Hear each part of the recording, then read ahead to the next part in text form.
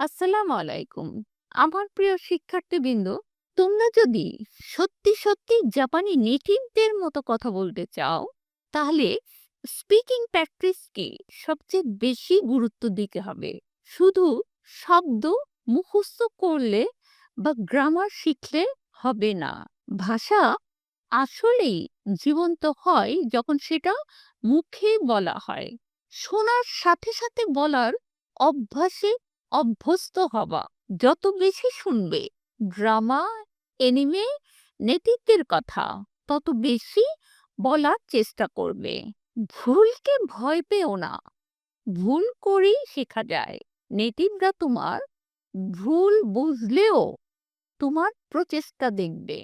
প্রতিদিন ছোট ছোট বাক্য আন্তরিকভাবে বলার চেষ্টা করা, যেমন আজকে কি করছো, কাল কি করবে, এগুলি জাপানিতে বলার চেষ্টা করো। আমরা পরীক্ষার বাইরে একটু ভেবে দেখি, জিএলপিটি পরীক্ষাতে স্পিকিং এর কোনো পরীক্ষা নেই সত্যি, কিন্তু বাস্তব জীবনে জাপানিদের সাথে যোগাযোগ করতে চাইলে স্পিকিং ছাড়া কোনো পথ নেই।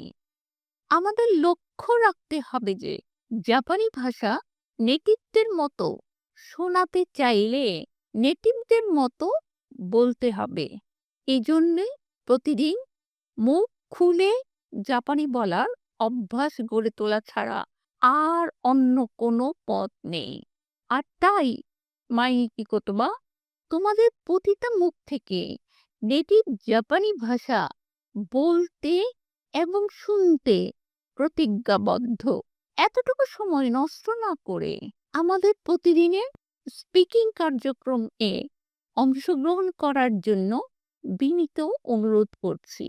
উল্লেখ্য, নেটিভ জাপানি ভাষায় যারা কথা বলতে চান, মাইনিচি কোতোবা শুধুমাত্র তাদের জন্যে, অন্যান্য কারোর জন্য নয়। আমরা বিশ্বাস করি যে ভাষা মুখে না আনলে সেটা কখনোই হৃদয়ে পৌঁছায় না। যা হাজিমারি মাসো, আজ আমরা শিখব স্কুলে প্রবেশ করার সময় জাপানি ভাষায় কিভাবে অভিবাদন জানাতে হয়। ওহাইও গোজাইমাসু, শুভ সকাল। কন্নিচুয়া, শুভ দুপুর। ওহাইও, শুভ সকাল বন্ধুদের সাথে। আজকের বাক্যগুলো কমেন্টে লিখে বেশি বেশি প্র্যাকটিস করো, নেটিভদের মতো মুখ বলে বলে। মিনাসান গাম্বাতে কুদাসাই। সায়োনারা।